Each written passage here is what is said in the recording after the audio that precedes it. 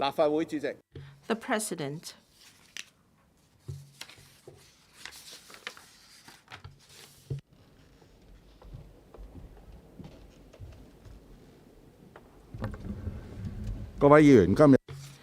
Members, this is the first LegCo sitting of the Year of the Rabbit. May I wish you a very successful and prosperous Year of the Rabbit, and then we continue to strive for the welfare of the community. Question 1, the Honourable Tang Fei.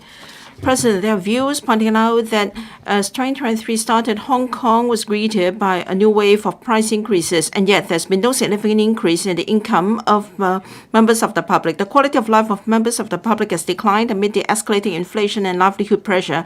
However, the state presidents indicate that it is important to put people first, help them overcome difficulties, especially address prominent economic and livelihood issues that people are concerned with, and truly increase their sense of contentment and happiness. In this connection, will the government inform the Council whether under the price increase wind, whether the government will formulate effective and precise relief measures to assist members of the public, especially grassroots and low-income families, and protect their livelihood from being aggravated by price increase wind, so as to accomplish actively responding to people's aspiration of solve the details, if not the reasons for that. 2, given that the tariffs of the CLP Power Hong Kong Limited and Hong Kong Electric Company Limited in January this year increased by 19.8% and 45.6% year-on-year respectively, which far exceeded the increase of about 0.7% in the median income of all households in Hong Kong from the first quarter to the third quarter of last year. Where the government will consider introducing competition to the electricity market, allowing new electricity suppliers to join the market and exploring new sources of electricity supply so as to drive down tariffs as much as possible on the premises of ensuring quality, thereby alleviating the burden on the community. If so, of the details, if not the reasons for that. 3, as there are views pointing out the consumption voucher scheme is well received by members of the public and can revitalize the economy, as well as alleviate the burden on the daily lives of our people. Whether the government will continue to disperse consumption vouchers and consider regularizing the disbursement so that once the economy takes a downturn in a year, consumption vouchers of reasonable value may be dispersed to the community according to the fiscal position to relieve people's hardship. If so, of the details, if not the reasons for that. Secretary for Financial Services and the Treasury. President, in consultation with the Environment and Ecology Bureau and other departments, my reply to the 3 parts of the question raised by Mr. Tang Fei is as follows. First, with a complicated and volatile external environment and a bumpy road to economic global recovery ahead, Hong Kong's economy will still be fraught with challenges. Making good use of public resources to support the grassroots and people's livelihood and hence maintain social stability is a top priority for the government. According to the advanced estimates provided by the Census and Statistics Department, the Hong Kong economy contracted by 3.5% in 2022. The consumer price inflation remained moderate in overall terms last year, with the headline and underlying inflation rates averaging 1.9% and 1.7% respectively. Starting from this Monday, we have fully resumed normal travel between Hong Kong and the mainland. It is anticipated that official events as well as business, tourism and other economic activities will resume more quickly and cross-boundary people and goods movements will increase steadily. This is expected to boost Hong Kong's exports, transportation and logistics, tourism, retail and catering sectors and contribute to a more optimistic sentiment and outlook for Hong Kong's economy as a whole. Looking ahead, while Hong Kong's economy will certainly perform better in 2023 as compared with last year, the external environment is still full of challenges and uncertainties. Economic recovery is, after all, a process. Only by creating a stable and favorable environment for economic development and by adopting business-friendly policies and measures can Hong Kong achieve the greatest extent of economic recovery. While we are striving to consolidate and promote Hong Kong's economic recovery, we should also, in the process of reopening and rejoicing that recovery, dedicate our efforts in improving the living conditions and quality of life of the public. By adopting a governance model that better integrates a proactive and capable government and an efficient market, the current government aims to promote the faster and better development of Hong Kong through measures in the short, medium and long term. The consultation exercise on the 2023-24 budget is now in full swing. We are gauging and studying the views expressed by different sectors of society.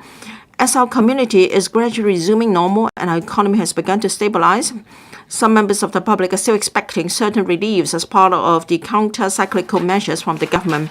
But on the road to economic recovery, there is also a pressing need to ride on the recovery momentum and allocate additional resources to promote economic development, thus allowing Hong Kong to enjoy speedy, robust, and steady social and economic development in future.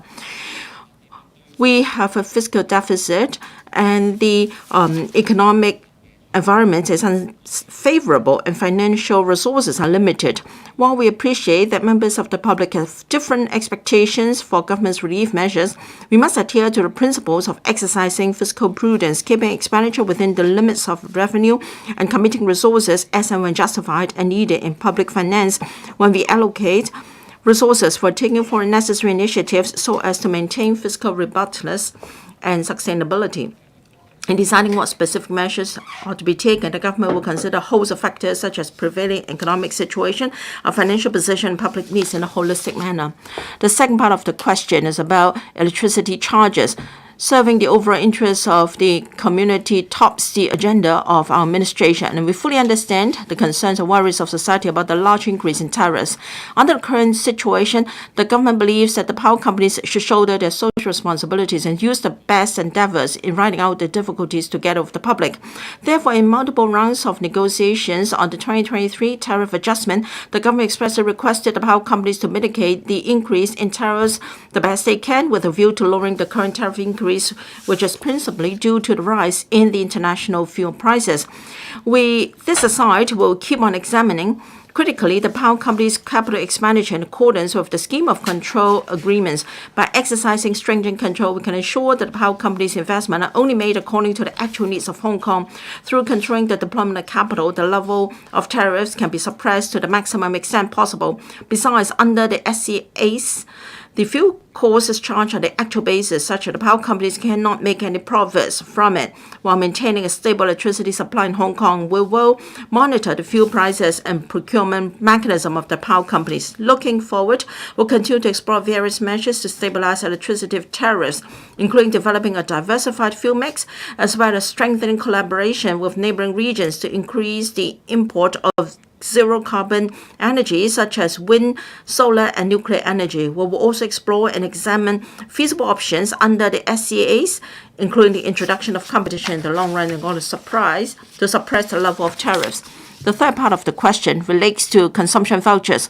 The government has implemented 2 rounds of consumption voucher schemes in the past 2 years, dispersing electronic consumption vouchers of 5,000 and 10,000 to eligible persons respectively, benefiting more than 6 million people each year and injecting a total of over $95 billion of purchasing power into the local consumption market. The overall response of the community towards the schemes has been very positive.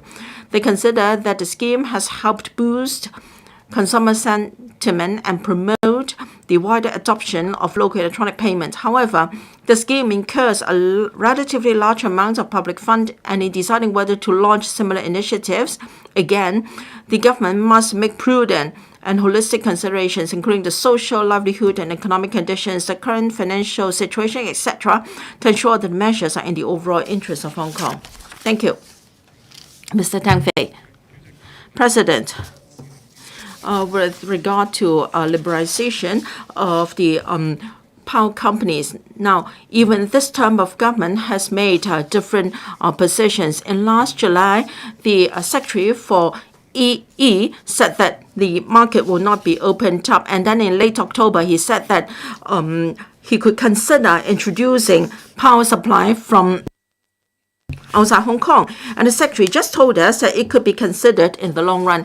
Can there be a roadmap and timetable for consulting the public for opening up of our power market? Undersecretary for Environment and Ecology, thank you. The scheme of control agreements will ensure that members of the public can enjoy safe, reliable supply of power in a sustainable manner. And we have also got a scheme of control agreement, and the annual rate of return allowed under the scheme is now lowered to 8%. We have to respect the spirit of the contract, and we cannot lower that rate of return further. We control their capital investment, and each year's tariff hikes we gatekeep very strictly. And under the scheme, we are exploring other feasible options. In the long run, we can introduce competition to suppress the level of tariffs. We have a number of measures to stabilize electricity tariffs. We have a number of diversified fuel mix options. We strengthen collaboration with neighboring regions to increase the import of zero carbon energy, etc. We will continue to follow up on this item. We have heard members' views, and they will be considered in the process. Dr. So Chang-Wing. Before the 2019 anti-extradition bill route, please clip your microphone to your lapel. Before that, we had 68,000 visitors from the mainland. And now we have resumed normal cross-boundary travel. And all our borders are opened, and the number of visitors from mainland will escalate. This will greatly help our economy. But that will also jack up consumption prices, and we must strike a balance. So I'd like to ask whether the government is prepared. What are their plans to suppress escalating prices?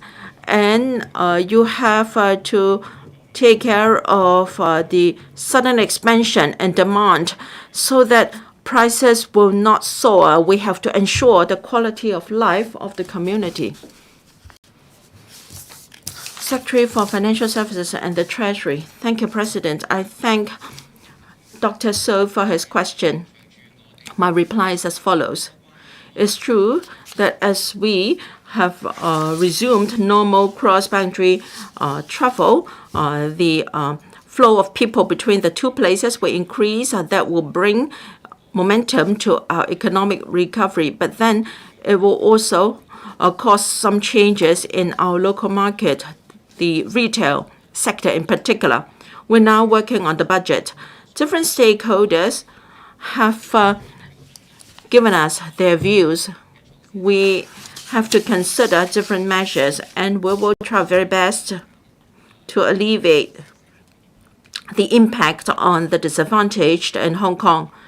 We have to closely monitor the trend in prices and how that impact on people's livelihood. So in our budget consultation, we will continue to monitor the changes in economic activities and consumer prices. We will take care of the public's affordability, and we will have consideration and measures for the disadvantaged. Mr. Michael Tian.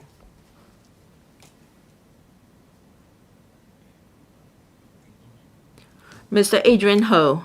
Thank you, President.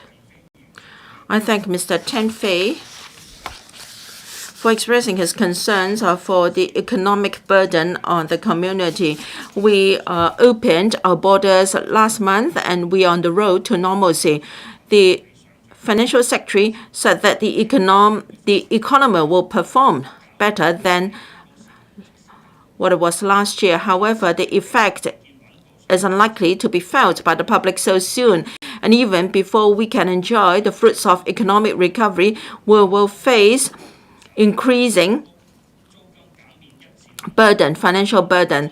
Can there be a 1 month waiver of PRH rent? Can there be extra payment of CSSA? Can we help the grassroots families so as to alleviate the financial burden of this group of people in the community? Secretary for Financial Services and the Treasury. Thank you for your question, Mr. Ho. While our economy will perform better than it did last year, we have to closely monitor the pace and also the extent of economic recovery. Confidence will be lower in the first phase, and income growth of different industries may differ, and different families may have a different view of the economic recovery. Taking all these into account, and we also have to be prudent about expenditure. We may not remove all one-off relief measures in one go. We are mindful of that. As for specific measures, we're going to take. Forgive me for not being able to give you a full list now, because, as I said, we are now in the middle of the budget consultation exercise. But then views are noted and they will be fully considered by the Financial Secretary. In my main reply, I said that in considering different measures, we will try to alleviate the financial burden on the disadvantaged in Hong Kong, because we know that they are the needy group in society. Mr. Tan Ka-piu, or rather Mr. Johnny. Now, many public transport operators have launched application for fare increases. Will you consider BPA's position to extend the $2 transport subsidy scheme to all full-time students, and also enhance the transport fare concessionary scheme? And have you considered the fact that the tariff prices do not tally with the increase in fuel prices? Thank you. Yes, we are now consulting the community on the budget measures. I'm afraid I'm not in a position to respond to these requests immediately. Some measures will add to our financial burden and expenses. In 2022-23, our fiscal deficit is expected to reach over $100 billion. Of course, during the pandemic, we faced economic challenges, and we took bold and decisive measures to support members of the public and SMEs and to stabilize public confidence. And these measures were effective, and they were well recognized by credit rating companies. Now, the pandemic has eased, and we have resumed normal travel with the mainland. Since the economy will gradually pick up, our fiscal strategies will have to be adjusted accordingly. The Financial Secretary mentioned that in the coming fiscal year, we will transit from a rather expansionary model to a moderately tight model, and we will enhance our investment in public expenditure. And then we have to control public expenses to stabilize confidence in our financial position. That is the overall framework in considering various relief measures. Mr. Ronick Chen, thank you. With regard to the disbursement of consumption vouchers, the community support that in the main, but of course there are concerns about the affordability of public resources and also the way vouchers are dispersed. Now, if consumption vouchers can be dispersed to specific groups, for instance, some of the vouchers can only be spent in retail and tourism and hospitality sectors. Now, if we can overcome the technical hurdles, that is a very good suggestion. Will you consider how to overcome such hurdles so that the public can boldly make such suggestions to you, so that the effect of the consumption voucher scheme if it is to be relaunched, can be more satisfactory. Thank you. Now, the policy intent of the consumption voucher scheme is to promote local consumption. And the last two rounds of the scheme were introduced with that in mind. As regards whether we'll continue to disperse consumption vouchers and in what way, again, my reply is I cannot give you any answer at this stage. The Financial Secretary will consider different views in drafting the budget, and come the 22nd of February, his draft estimates will give you an answer. Now, for any public policy, once we have a policy objective, we should achieve that as far as possible. As regards the technical details, whether they be related to technology or technical aspects, we should try to overcome them so that we can achieve our objective in our policy intent. Thank you. Mr. Tan Ka-piu, thank you. The Secretary said that government money should be spent properly and must be in the overall interest of the community. He said that the economy has not picked up very well yet, and that he also admitted that there was inflation. Now, electronic consumption vouchers for sure can boost public confidence, boost the economy, and provide relief to members of the public. So please have another round of consumption voucher scheme, and then we also want public light housing. Thank you. Thank you for your question and your views. Now, as I said in my main reply, the headline and underlying inflation rates last year was 1.9% and 1.7% respectively.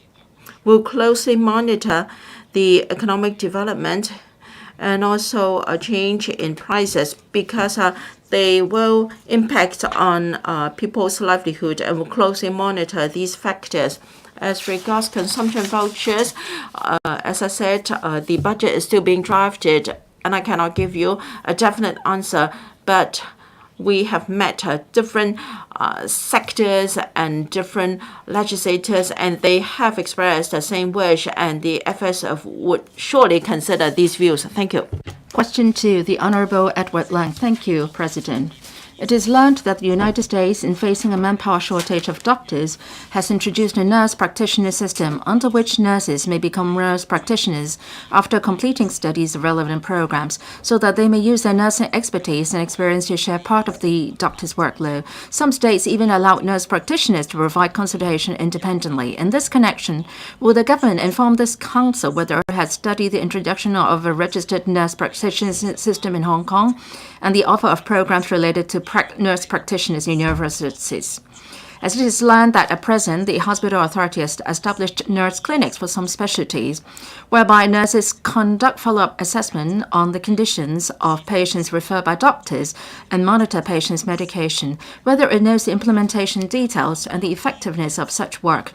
And given that there is a serious shortage of health manpower in Hong Kong and the demand for healthcare manpower will become more acute due to an aging population, whether the government will consider introducing a registered nurse practitioner system so as to strengthen district healthcare services and support the implementation of the primary healthcare blueprint. Secretary for Health. President, I thank Mr. Edward Lang for your question and your suggestion. And this subject shows your concern about the shortage of healthcare manpower. And I would like to explain here the government's efforts in healthcare manpower planning and professional development. In 2012, the government set up the Steering Committee on Strategic Review on Healthcare Manpower Planning and Professional Development to study the manpower planning, development, and regulation of healthcare professionals in Hong Kong. In 2017, the Steering Committee published the strategic review, and it pointed out the pivotal role played by nurses in revitalizing healthcare systems through advanced nursing practice and enhanced quality of care in clinical specialties. Currently, doctors and nurses perform different functions with division of work. Well, let me give you an analogy. It's like the white and black keys on the piano. They complement each other and they are both indispensable. The government has also been sparing no effort in strengthening the role of nurses in medical care services so that they could provide better care for patients with their professional expertise. Now, Mr. Edward Leung has also mentioned this. In 2018-19, the HA launched the integrated model of specialist outpatient services through nurse clinics. Patients who are considered suitable to participate in the pilot scheme after screening by doctors will be followed up by nurse clinics at different stages of their treatment. So nurses at these clinics are managed by advanced practice nurses and nurses who have received specialist training. They will engage in a preliminary physical examination of patients prior to consultations with doctors, as well as investigation, assessment, and nursing care, etc. The pilot schemes covered 24 nurse clinics and 4 specialties upon its launch in 2018-19 and has been expanded to 115 nurse clinics and 17 specialties in 2022-23. And nurses play a significant role in the area of primary healthcare services. In district health centers, nurses are care coordinators who conduct health risk assessments for DHC members and work with other allied health professionals and social workers to develop personalized health management plans for citizens and provide healthcare advice. And they also arrange for those in need to be further diagnosed by network medical practitioners. The primary healthcare office under the Health Bureau continue to collaborate with the Hong Kong Academy of Nursing to offer the post-registration certificate course in primary healthcare nursing, DHC module, to enhance the skills of nurses in primary healthcare and encourage them to give full play to their potential in the development of primary healthcare in Hong Kong. In tandem with the strengthening role taken up by nurses in provision of healthcare services, the government has also implemented various measures to enhance their professionalism, raising the quality of healthcare services as a result. For example, the government invited the Nursing Council of Hong Kong to launch the voluntary scheme on advanced and specialized nursing practice in 2018, under which core competencies were formulated for 16 specialties to enhance the professional competence of nurses and the service quality of clinical specialties in Hong Kong. Both DH and HA will organize training courses for eligible nurses to encourage them to qualify as specialized nurses. At the same time, HA created the new rank of Associate Nurse Consultant in 2021-22 on top of the existing Nurse Consultant and has continued to recruit more staff for these 2 positions. This has not only enhanced the career progression pathway of the nursing grade, but also helped improve the quality of nursing care and the mode of service delivery through the professional services. In 2022, the HA launched the Greater Bay Area Specialty Nursing Knowledge Exchange Program, under which nurses in the mainland are arranged to come to Hong Kong and conduct professional exchanges with HA nurses to raise the quality of nursing care. To maintain the level of service of Hong Kong's healthcare system, apart from enhancing the professionalism of nurses, we also need to retain and attract nursing talents. In fact, in addition to the shortage of doctors, we are also facing the situation of nursing manpower shortage.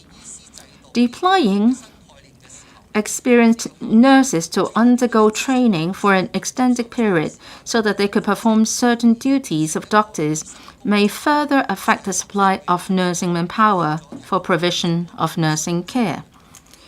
The government is actively retaining and attracting nursing talents. Other than maintaining the specialty nurse allowance, the home loan interest subsidy scheme, and the extending employment beyond retirement policy at HK, NCHK has increased frequency of its licensing examination for Part 1 general registration from once to twice a year since 2016.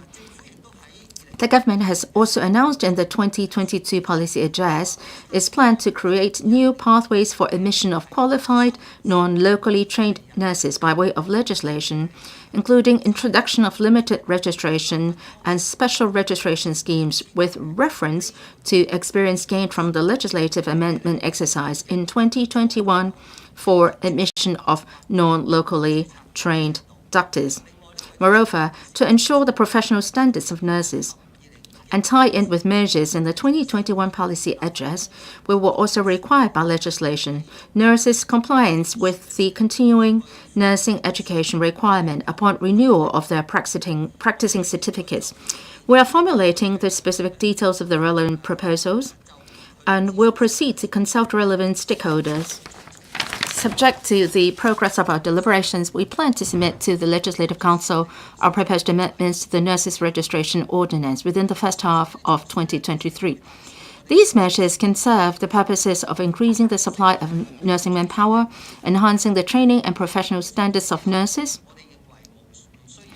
So in that case, we don't have to separately establish another category of nursing professional qualification. So the government has no plan to study the introduction of a nurse practicing system at this juncture. Mr. Edward Lang, thank you, Chairman, and thank you, Secretary. The government has proposed 2 10-year hospital development programs to increase the number of hospital beds so as to shorten the waiting time for patients.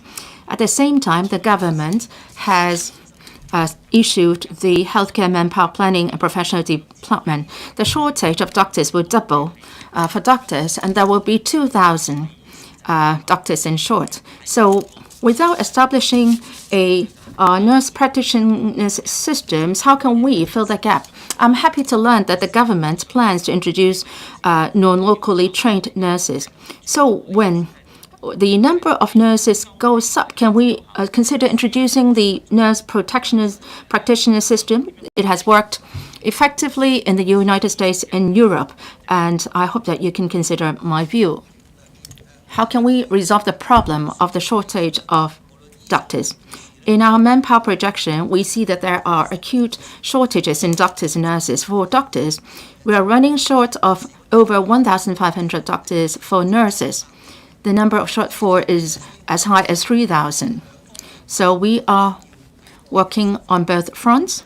We hope to increase both professions in the number. So we should adopt a multi-pronged approach, which I have just outlined. I think that doctors and nurses have their own professionalism, and we will increase the number of both professions. Dr. David Lam. Thank you, President. I'd like to thank Mr. Edward Lang for his question. In fact, the nursing staff shortage is more acute than that for doctors. Every year, we have around 2,000 to 3,000 nursing graduates. And in the HA and private hospitals, the wastage rate is very high. So there is a pressing need for us to jack up or strengthen nurse training so that graduates can become enrolled nurses and registered nurses. We also would like to further deepen the training so that we can have a specialized nurses.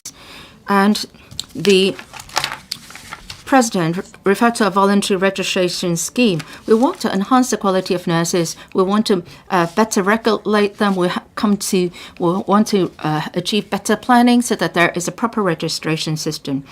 As the healthcare system develops, there is a greater need for health care manpower. So there should be division of work among the different professions. Indeed, there is a duplication of tasks. Dr. David Lam, please come to your question. Yes, thank you, President. My question is this. Do we have any plans to bring our nursing care to a new level, and that there is a statutory registration system for them? Thank you, Dr. Lam, for your question. For our specialized nursing professional development, we have 16 specialties as mapped out by the Nursing Council of Hong Kong. And right now, we have a voluntary scheme on advanced and specialized nursing practice. And at appropriate juncture in the future, we will consider how to further follow up on this scheme, whether there should be a statutory system to be put in place for accreditation. So we will consider that at an appropriate time. Please, Secretary, can you move your phone further a bit from you because there has been some interference. Mr. Tony Chair. Thank you, President. In the main reply, the Secretary mentioned about strengthening the role of nurses in providing healthcare and enhancing their professional standards so that better service can be provided to patients. And as members pointed out, the Secretary has admitted that there is an acute shortage of nurses. That is indisputable. When the LegCo scrutinized the bill on the residential care homes, we heard that the fact sector faces an acute shortage of nurses. So they asked whether that experienced nurses who have been properly trained or healthcare staff, care workers who have been properly trained to take up the duties of the nurses in the future. So since the Secretary is here, would you be working with the LW colleague who is responsible for RCHE and RCHD to relieve the acute shortage of nurses in the sector? Secretary, when we consider whether nurses are needed in different organizations, the Health Bureau has been liaising with the different organizations on residential care homes.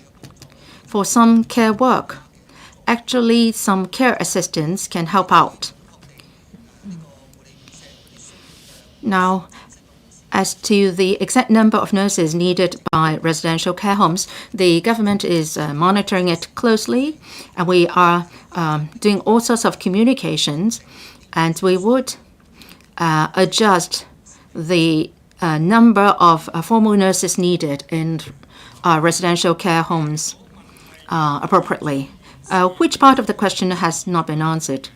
Would you consider asking the care workers to take on duties, some duties of nurses? Would you consider that? The Secretary has not answered. Like I said, if some care work does not entail the engagement of nurses, definitely the care workers can help. Because in residential care homes and hospitals, there are quite a number of care workers who are helping out with the nurses. But there are indeed some professional duties which have to be undertaken by the nurses who have the necessary qualifications. We would conduct a review on the number of nurses needed. Mr. Lighton Kwok, in his reply to Mr. Edward Lang's question on whether to introduce a nurse practitioner system, the Secretary said at the outset that the government has been doing a lot of work to address the manpower shortage. And at the end, he said that the government does not have a plan to introduce such a system. Sorry. Well, since the United States and European countries have introduced the nurse practitioner system, has the government studied why the system is needed in these other countries? What effect has it achieved? And if system is to be instituted, what kind of training and resources are entailed? And then you can come up with the conclusion as to whether Hong Kong can do it or not. If the government has not studied into the matter at all, will the government embark on a study into this? Secretary, in my main reply, I've emphasized one point at the outset, and that is doctors and nurses perform different functions, and they complement each other. They have a division of work. I also use the analogy of the black and white keys on the piano.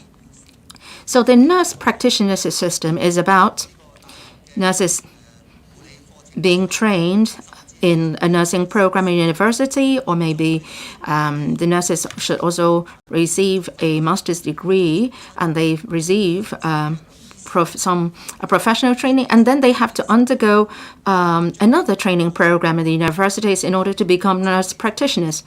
So that entails changing from one rank, one grade to another grade. Is it cost effective, or is it better to train up more doctors?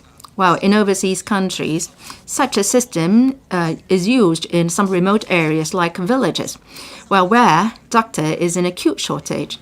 But then they do have nurses there. So there, the nurses have been transformed to become a nurse practitioners performing the duties of a doctor.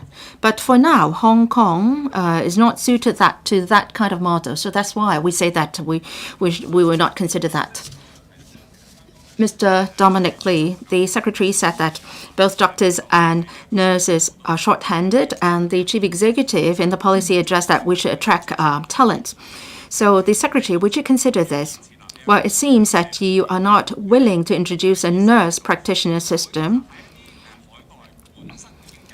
Would you consider that try to attract such professionals from overseas to Hong Kong?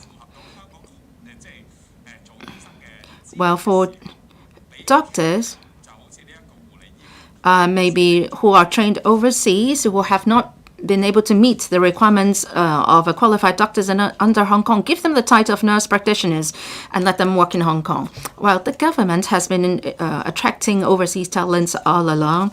We have a special pathway for non-locally trained doctors in terms of under a limited registration regime. And for nurses, we are also going for legislation to introduce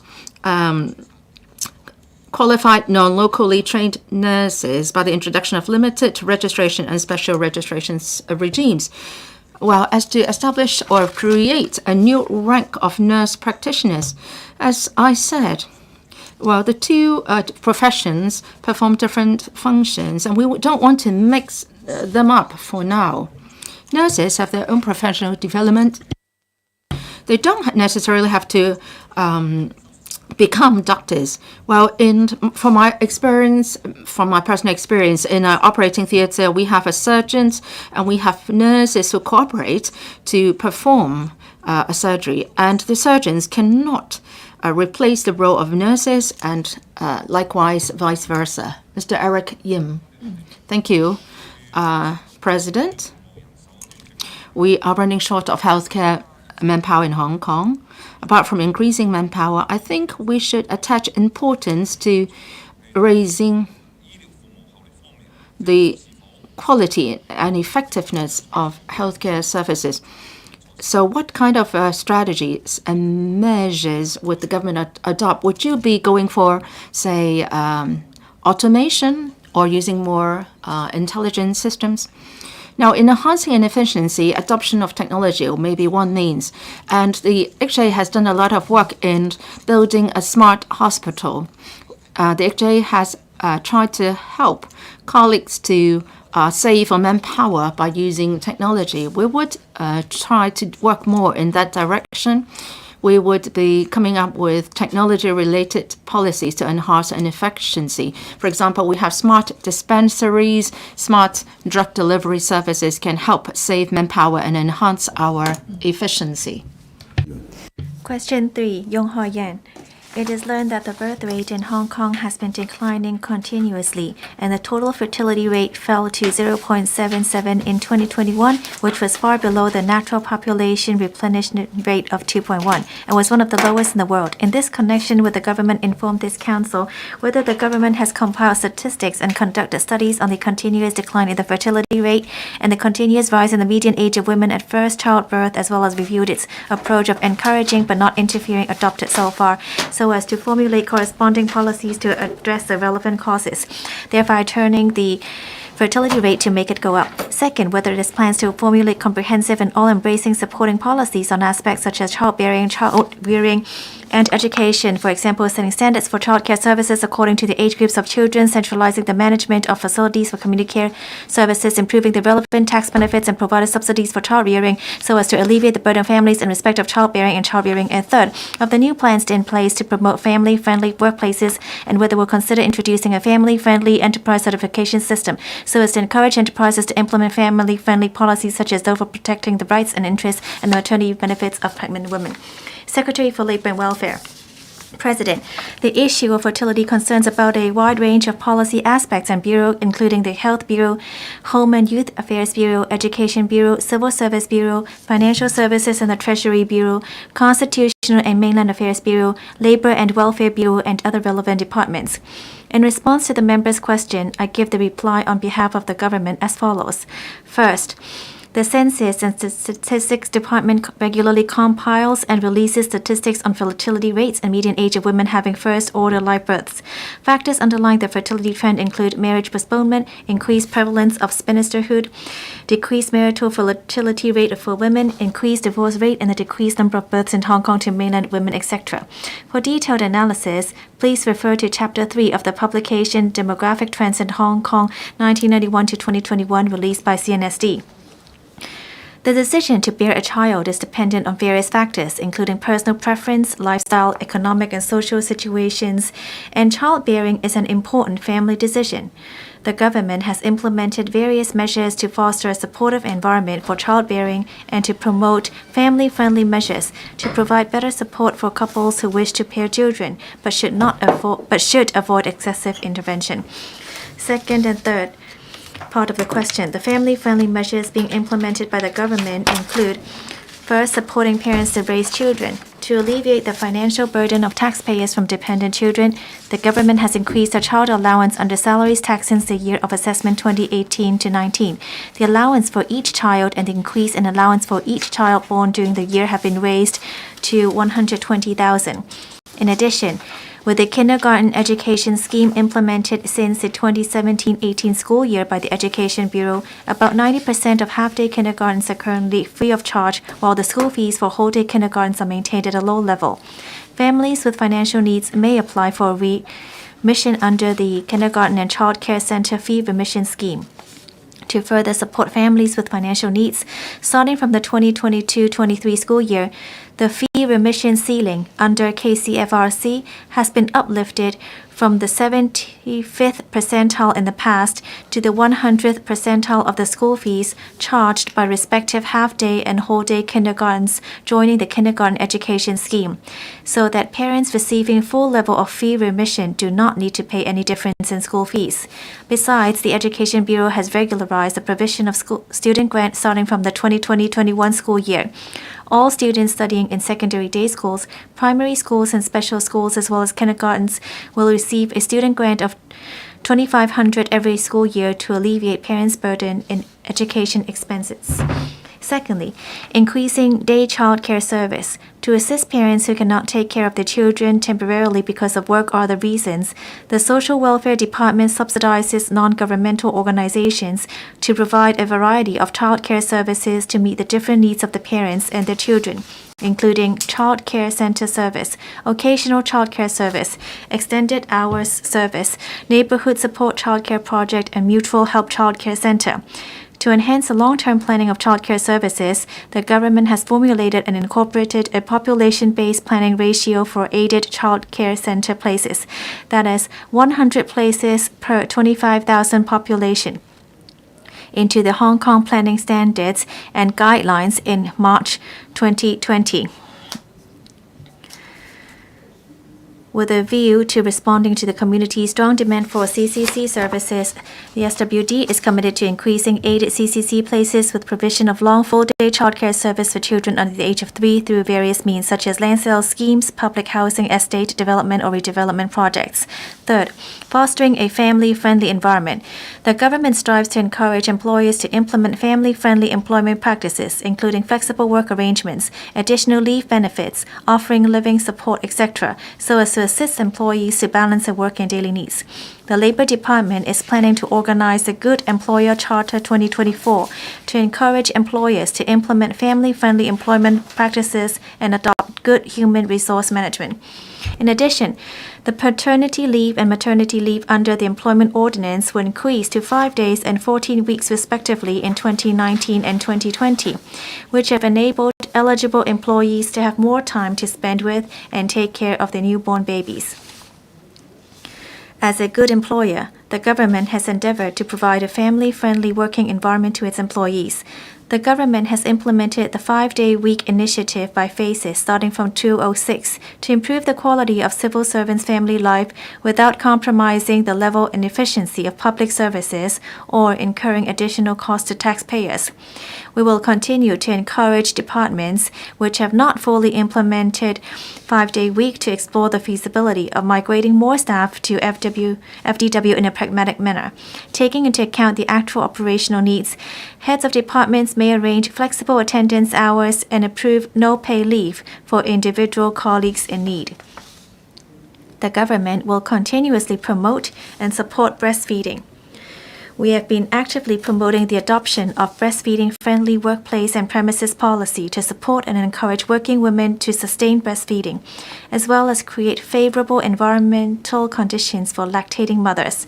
To this end, the government has amended the Sex Discrimination Ordinance to prohibit discrimination and harassment towards breastfeeding women. In addition, the Home and Youth Affairs Bureau will continue to support work of the Family Council in promoting family core values such as love and care, respect and responsibility, and communication and harmony to members of the public, as well as promoting and encouraging the wider adoption of more diversified and flexible family-friendly employment practices in the community, such as encouraging breastfeeding. To this end, the Council will launch a set of new promotional videos and radio television programs in 2023 to 2024. Thank you. Ms. Yong Ho Yen, President, I'm very disappointed at the administration's reply, especially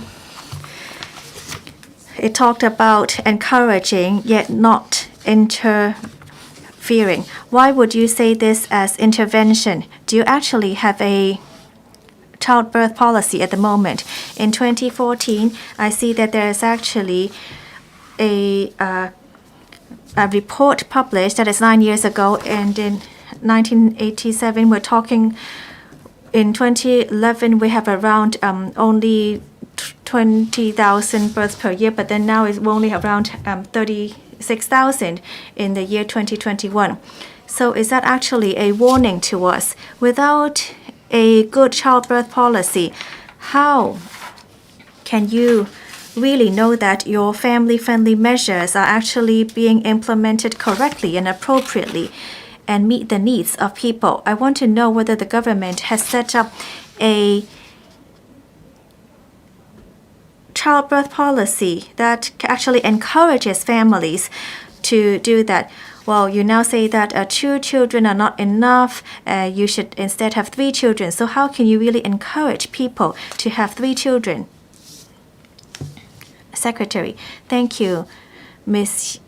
Yong, for your question. As I said in my main reply, it is actually a family's preference in the number of children.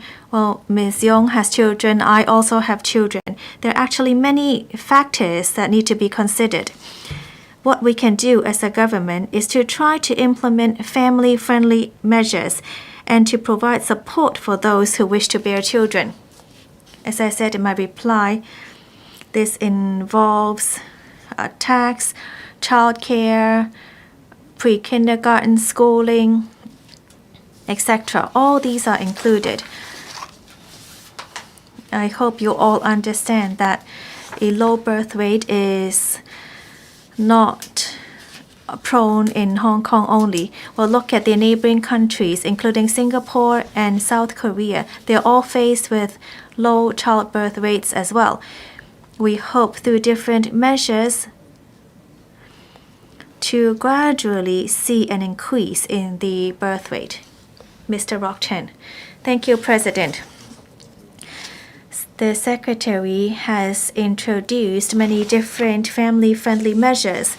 I want to follow up on the measures. Other than being implemented in the government departments, would they actually cover other statutory organizations and other public organizations to ensure that all of these organizations can implement the same family-friendly measures?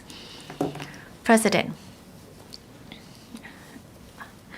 Thank you for Mr. Chan's question. Well, other than being a leader in promoting family-friendly measures, the Labor Department, through setting up the Good Employer Charter, has been taking the lead in encouraging both public and private organizations to implement family-friendly measures.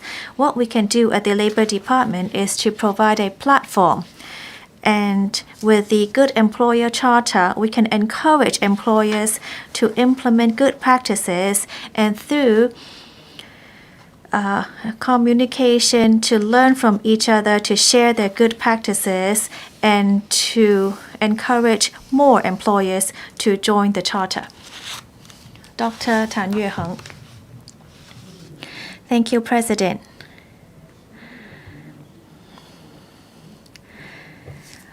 Our birth rate is very important for our population. As the Secretary said, it involves many different policy aspects and bureau, and you listed out 7 bureaus. So you can see that this involves many different departments. Faced with an aging population and a low birth rate, we do need to attach more importance to population issues. Currently, only the SWD is focusing on those policies. What are your plans for the future to try to come up with more overall and comprehensive planning? Secretary. Thank you, Dr. Tan, for your question. Indeed, encouraging birth rate, we must first implement family-friendly measures, and it's not only the responsibility of the Labor and Welfare Bureau. As I said in my reply, it involves around 7 or 8 other bureaus. We must create a better environment to try to alleviate the issue of low birth rate.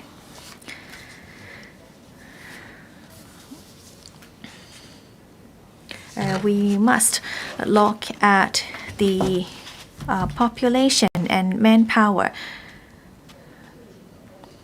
Under the leadership of the CS, we do have statistics and figures, and thus we will promote different measures with the same target to encourage families to have children so that we can gradually see an increase in the birth rate. Thank you.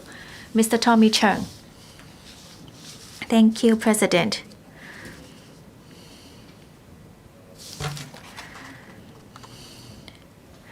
Well, this year when we met with the FS, we also discussed a tax concession for those who have children. We hope there could also be tax concession for those employing domestic helpers. Well, although there has been 15 years of free education in most of the kindergartens, many of the middle class are still not confident in our local school system, and they put their children in international schools. We suggest that there will be 16 years of free education starting from kindergarten, and for those who go to non-subsidized schools and non-profit organizations, we suggest the government to provide a school voucher for parents. Of course, that would be capped. And such a measure will encourage parents to have more children. Would you consider bringing this back to the administration? Secretary. Thank you, Mr. Chung, for your suggestion. I know you have raised this with the FS. I can, of course, once again relay this back to the FS to see whether to adopt this recommendation. Dr. Ngan Man Yu. Thank you, President. Many people are unwilling to have children in recent years. In Japan, there would be a one-off subsidy and to provide cash to those who are willing to have children. And the DAB has also suggested plans to try to increase the birth rate. Would you try to consider providing with some financial measures to help support those who wish to have children? Secretary. Thank you for your question. Well, there are ways to support grassroots families. There are some kind of matching funds that people can join. My recollection is sort of like a one-to-one matching fund. And after a couple of years, those grassroots will be able to use that money to pursue their dreams in a couple of years. In our teen project scheme, there's also a 10,000 grant for those who join. We do hope to help grassroots children to pursue their dreams, and indirectly will also be able to support those families who wish to have more children. Ms. Nixie Lam. Well, as the Secretary said, Ms. Yong has children, but I don't have children yet. Well, even though when you complete your studies, you start working, the women will already be over the age of 30. And then after 30, we reach a year. So your fertility rate is only 60%. And by the time you reach 40, the fertility rate is only about 20%. So even if I want to have children, I would need more money because I would need more resources to support children. Well, child care service is not something easily accessible in Hong Kong. Would you consider working with large organizations to come up with flexible working hours, or to provide more child care services, or to provide part-time work to new mothers? These can be measures adopted temporarily to create a better family-friendly environment and to relieve pressure on parents so that those who wish to have children would not find it so stressful. Secretary.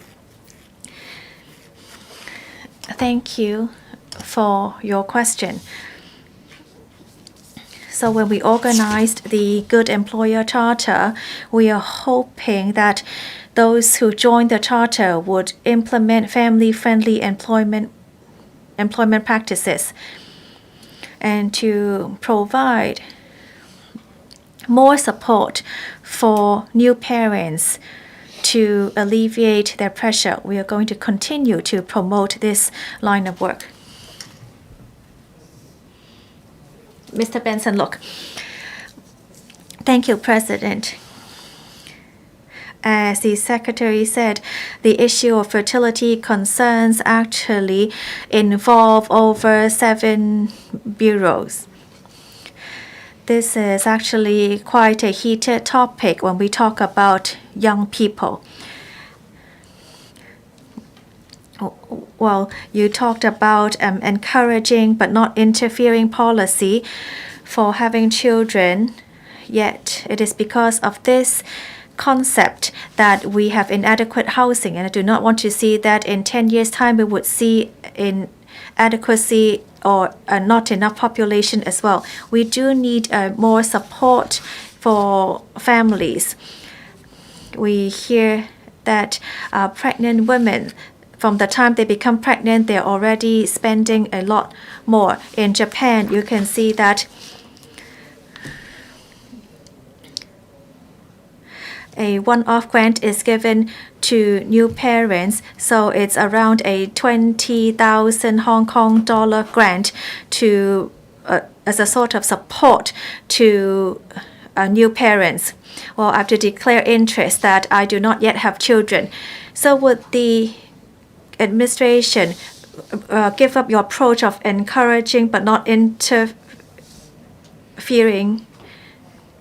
Or we talk about childbirth, we are not talking about a family-friendly policy here. We should talk about childbirth policy instead. Thank you. Well, I didn't actually say this. It should not be laissez-faire, but I should say that we do not want to interfere, yet we encourage childbirth. During pregnancy, our health and maternity clinics actually provide free of charge services, and now maternity leave has been extended for an extra 4 weeks. And this subsidy is actually returned to the employer. We're talking about 300 million per year in that support. We want to encourage more women to bear children. Thank you. Question for Dr. Chow Meng Kong. President, a survey report has pointed out that current support provided by the government for students with special educational needs, SEN students from the grassroots, is insufficient, and that families of these students cannot afford support services of NGOs for SEN students. In this connection, will the government inform this council, one, of the current professional support services provided by the Education Bureau, the Social Welfare Department for SEN students, and set out by service types, for example, speech therapy, occupational therapy, physiotherapy, child psychiatric service, educational psychology service, clinical psychology service, applied behavior analysis therapy, and early childhood educator service, and stage of education, kindergarten, primary school, and secondary school information, such as the name of the service programs, names of responsible government departments or organizations, the amount of subsidies available, and the number of beneficiaries. 2. As is learned that at present most kindergartens, primary schools, and secondary schools have not publicly disclosed the types of SEN students they support and the content of services they provide, leaving quite a number of parents at a loss when they choose schools for their children to pursue further studies or change schools. Whether the authorities will consider expressly stipulating that schools must publicly disclose relevant information in detail, if so, of the details, if not reasons for that. 3.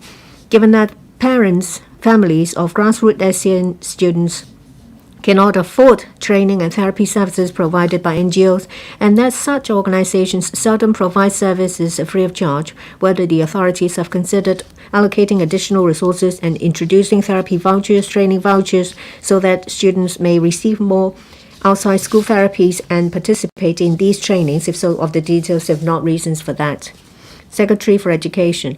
President, the government attaches great importance to the growth and development of children with special needs and has been adopting the principles of early identification, early intervention, and cross-sector collaboration to provide diverse and comprehensive support services through the concerted efforts of government bureaus and departments. In brief, Health Bureau and the Hospital Authority are responsible for providing assessment and medical services. The Social Welfare Department is responsible for providing preschool rehabilitation services, while the Education Bureau is responsible for providing learning support to help students with special needs to overcome their limitations, attain the learning level, and develop their potential. Our reply to Mr. Chow's question is as follows. 1. Under the existing policy, children under the age of 6 who have special needs may obtain support through services provided by the SWD. The on-site preschool rehabilitation services provides training for children under the age of 6 with mild disabilities who are attending kindergartens or childcare centers that have joined the scheme. It also supports teachers, childcare workers, parents, and carers.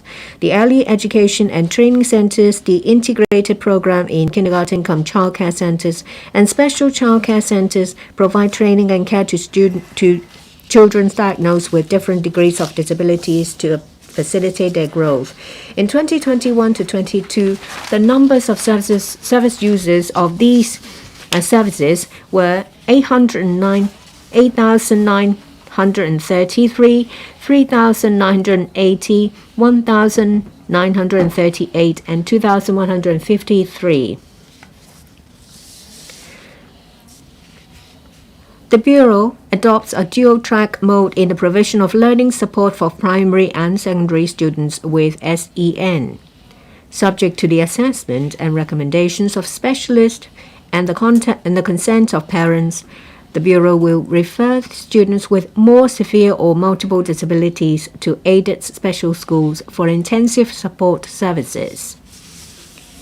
As for other students with SEN, they will attend ordinary schools under the Integrated Education IE approach implemented by the Bureau. The Bureau has been providing additional resources and support for special schools. For example, the class size in special schools is smaller, 8 to 15 students per class, and they will also be provided with additional regular teachers and specialist staff, including occupational therapists, physiotherapists, speech therapists, and nurses, and extra allowances, such as the additional support grant for enhancing the support for boarders with medical complexity. In 2021-22 school year, 8,300 students attending aided special schools benefited from these measures. Some special schools also operate a boarding section to the long-term residential needs of students with more severe or multiple disabilities. In the 2022-23 financial year, the Bureau's expenditure on special education amounts to around $3.6 billion, representing an increase of about 44% compared to the 2017-18 financial year. Meanwhile, the Bureau adopts the approaches of whole school approach, homeschool cooperation, and cross-sector collaboration to promote IE in public sector schools, under which additional manpower and resources, including Special Educational Needs Coordinators (SENCO), Special Educational Needs Support Teachers, Learning Support Grant, and Grant for supporting non-Chinese speaking students with special educational needs are provided. The support allows schools to flexibly and strategically pull together other school-based and community resources to provide comprehensive and flexible services in accordance with the needs of their students. Furthermore, the Bureau provides professional support to schools, including the school-based educational psychology service, enhanced school-based speech therapy service, resource support program for visually impaired students, and enhanced support service for students with hearing impairment to help students to overcome their limitations. In 2021-22 school year, 58,890 students with SEN attending public sector's ordinary schools benefited. In the 2023 and 22-23 year, the Bureau's expenditure on this area amounts to around $3.7 billion, an increase of 147% compared to 2017-18 year. The Bureau has all along been encouraging schools to enhance transparency, which can enable parents and stakeholders to understand the strategies of schools in supporting students with SEN, as well as provide reference for parents when choosing a school. Currently, all kindergartens joining the kindergarten education scheme have to include information on the support provided to students with SEN in a profile. All sub-public sector primary and secondary ordinary schools are required to state clearly in their school profiles the measures taken to cater for learner diversity and the implementation of WSA. In addition, the content of the annual school reports have to cover IE policies of schools, additional resources received, and support service provided. And the information has to be uploaded. Other than this, the Bureau organizes talks with NGOs providing preschool rehabilitation services every year. The purpose is to help parents to understand various kinds of supports provided for students with SEN schools so that they can make necessary preparation for their children when they proceed to primary one. Apart from this, the Bureau has also launched the Sense, a website to provide information on special education so that parents and the public can understand the needs of students with SEN and the kinds of support they require. 3. Besides the learning support in schools, the government also adopts an integrated approach beyond the school campuses. These include the fee waiving subsidies scheme under the after-school care program launched by the SWD, providing full fee waiving, half fee waiving, and one-third fee reduction subsidies for primary students whose parents are unable to give proper care after school. The training subsidy is provided by the SWD for children with special needs under the age of 6 from low-income families and on the waiting list of subvented preschool rehabilitation services in order to help them. The pilot scheme on new service protocol for child and adolescents with ADHD and comorbidity implemented by the HHB provides multidisciplinary assessment and other services. The cross-disciplinary collaborative service model between the specialties of pediatrics and child and adolescent psychiatry implemented by the HA provides a service for patients with mild and stable conditions. The Mental Health Initiatives Funding Scheme by the Advisory Committee on Mental Health also provides support. The government understands the public concern about well-being of children with special needs. We've been continuously allocating resources and enhancing measures. We are happy to listen to stakeholders to enhance these measures to provide quality and efficiency of the services on an ongoing basis in order to provide an environment for healthy development of children with special needs. Mr. Chow? There are 59,000 children with special needs. There are over 70,000 families who belong to this category. However, there is no direct answer to my question. The replies are rather vague and general. I don't think it's from the hands of the secretary. I asked the secretary to give me supplementary information. The information is crucial to grassroots families and their children. I'd like to ask, apart from SEN students, their carers are under tremendous mental and financial pressure. Will carer subsidy be provided to SEN carers? In relation to the first part, we are unable to provide the information because of time constraint, but we will provide the information afterwards. Regarding financial pressure on carers, as we've said, that the Education Bureau has adopted a whole school approach to support students with SEN in a comprehensive way. The support provided by the Bureau will marry the needs of the students and the situation of the school. In relation to assistance provided to parents or their families, we will forward your comments to relevant departments and bureau.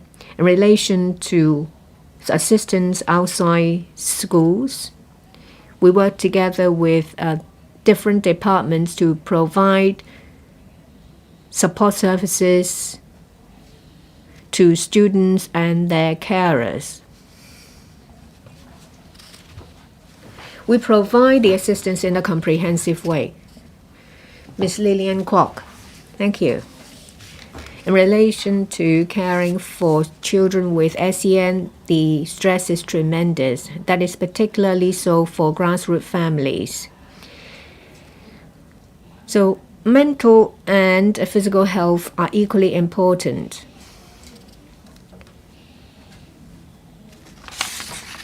Apart from support service to students with SEN, you mentioned about support to families, which is important. However, these are insufficient.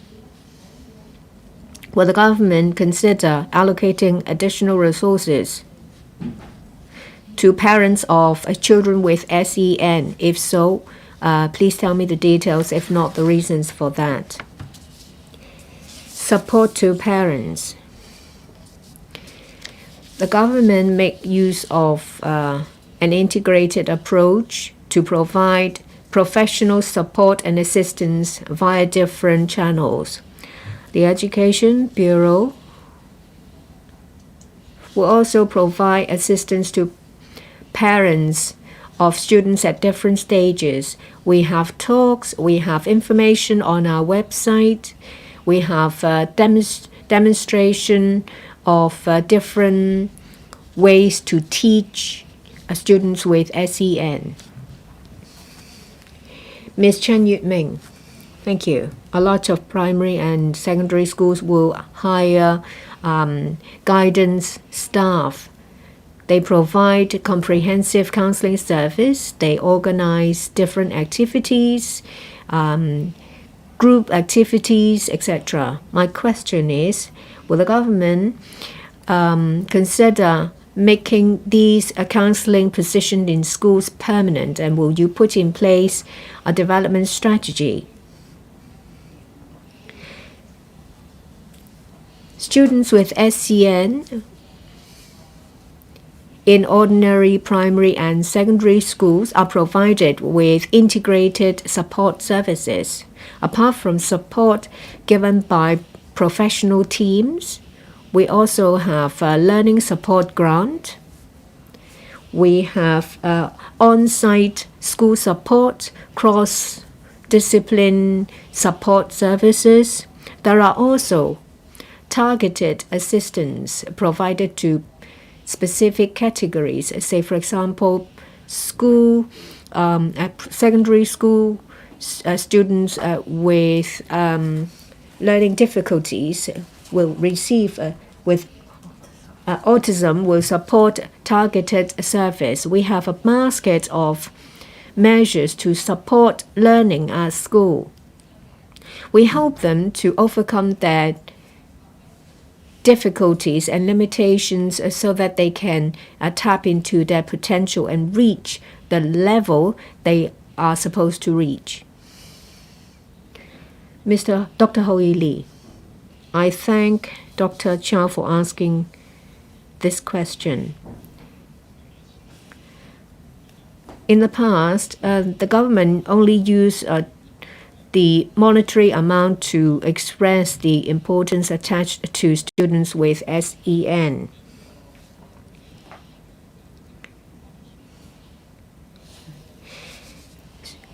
Well, students with SEN covers a wide spectrum. They can be gifted children or children with learning difficulties. There are a lot of resources and assistance devoted to those with learning difficulties, but what about gifted children? Gifted children are included. They are an important group when it comes to catering for learning diversity. We have 3 levels. First, on the universal level, we will provide supplementary service in accordance with the learning progress of students. For students who are fast learners, there will be enriched programs for them. In relation to the second level, we have enhanced learning assistance provided.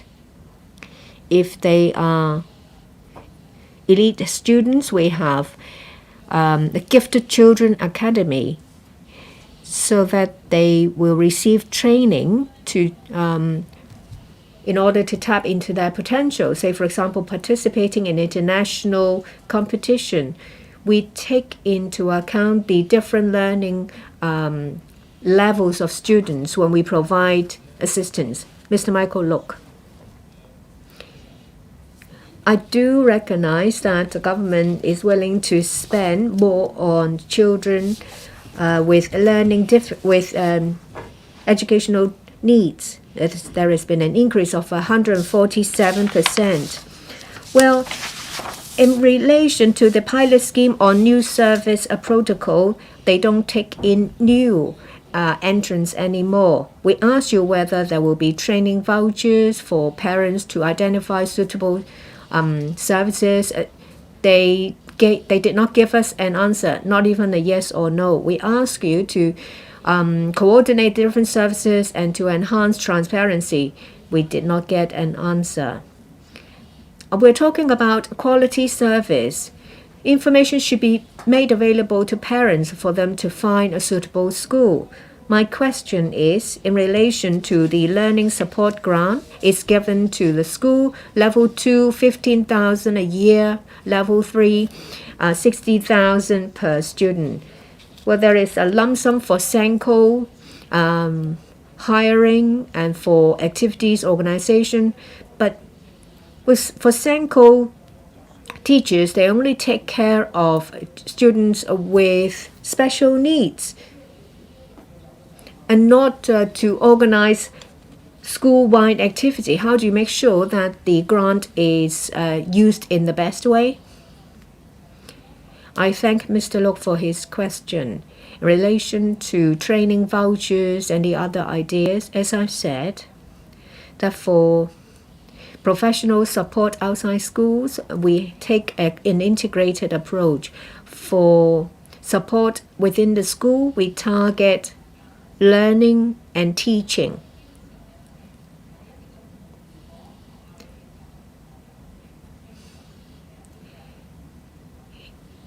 If a special needs, say for example, speech therapy is identified, they may procure the service for their students. Regarding financial needs of families, they can use different, they can apply for different assistance. For transparency, as I've said, that there are different levels, that there is the school profile on which schools are required to list out the measures and resources for integrated education. Schools will have to set out the measures they have to support SEN students. Every year, schools will have to give us a report, and the report will have to be made available on the school website. Parents are able to find the information, that is, how the resources are used and what measures are available for their children. Parents may not have access to the internet, so we organize talks for parents. Under the integrated education or special schools, we give them information about support services, so parents have access to the information via different channels. If parents don't have time to attend the talks, they can log on. They can use the website SENS to find the information.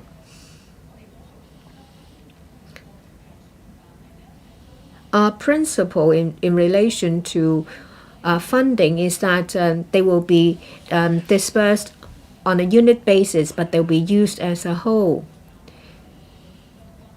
Well, for students to learn, it's very important that they are combined with teaching. So the use of the resources should not be fragmented. We want schools to enhance the efficiency of the funds to help students to overcome limitations. Question number 5, Mr. Andrew Lam. Mr. President, over the past decade, the number of licensed vehicles in Hong Kong has increased by about 25%. There are views in society that a drastic increase in the number of vehicles will aggravate the problem of traffic congestion. In this connection, will the government inform this council, 1, apart from measures such as raising the first registration tax for private cars and license fees, whether the government took other measures in the past 5 years to control the increase in the number of vehicles. If so, of the details, if not, the reasons for that. 2. Whether the government has estimated the respective increases in Hong Kong's road length and the number of vehicles in the coming 5 years. If so, the details, if not the reasons for that. And 3, given that the government gave an account of the latest update on the implementation of smart mobility initiatives, such as the free-flow tolling system at the meeting of the panel on transport of this council in April last year, whether the government has plans to adopt other smart road management technologies in the future to further improve traffic congestion. If so, the details and timetable, if not the reasons for that.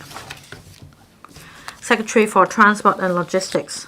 Mr. President, after consulting the Transport Department, my consolidated reply to various parts of the question raised by Mr. Andrew Lam is as follows. Hong Kong is a small and densely populated city. Over the past years, the government has adopted a multi-pronged strategy to improve transport infrastructure, expand and enhance the public transport system, and manage the use of roads in order to alleviate road traffic congestion in Hong Kong. The continuous growth of private cars has been a major contributing factor to road traffic congestion. In fact, private cars account for as high as 70% of the total number of vehicles. Over the 10-year period from 2010 to 2020, the number of licensed private cars increased by about 38%, from 415,000 to 573,000. In order to alleviate traffic congestion, the 2021-22 budget announced the increase of the rate of each tax band for the first registration tax for private cars by 15% and the vehicle license fee levels by 30%. In the preceding 5 years, that is 2017 to 2021, before the measures were implemented, the annual growth rate of licensed private cars was about 2%. After the implementation of the fiscal measures on February 24, 2021, the growth in licensed private cars has been moderate and indeed has seen a year-on-year decrease of about 1.7% by the end of 2022. In addition, about 90% of daily passenger trips in Hong Kong are made on public transport, the usage of which is one of the highest in the world. Under the public transportation policy of using railway as the backbone, currently the total length of the railway network is about 270 kilometers, which is an increase of about 50 kilometers over the past decade and covers areas inhabited by more than 70% of the local population. Franchise bus routes have increased by more than 12% over the past 10 years. By continuously improving the public transport network, we hope to encourage more people to use public transport and rely less on private cars. Meanwhile, the government has been taking forward road infrastructure projects to cater for traffic demand. In the past 5 years, we have commissioned several major roads, including Tseung Kwan O Lam Tin Tunnel and Cross Bay Link Tseung Kwan O, Tuen Mun Chek Lap Kok Link, Hung Yuen Wai Highway, Central Wan Chai Bypass, and Hong Kong-Zhuhai Macau Bridge, etc., adding about 82 kilometers of roads in length. By the end of 2022, the aggregate length of roads in Hong Kong is about 2,220 kilometers. Besides, we are implementing several road projects, including widening of Tai Po Road Sha Tin section, Fanling Bypass Eastern section, Central Kowloon Route and Trunk Road T2, etc. These projects are scheduled to be completed in the coming 5 years and will provide about 8 additional kilometers of trunk roads.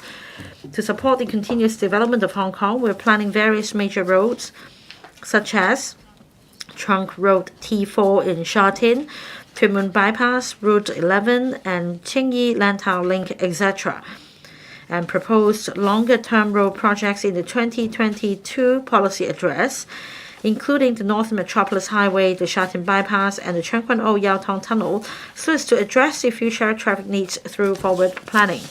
In addition, we've been sparing no effort in applying technology in managing road use with a view to enhancing convenience of mobility for citizens. We will gradually implement Hong Kong e-toll, that is the free-flow tolling system at all government-tolled tunnels this year.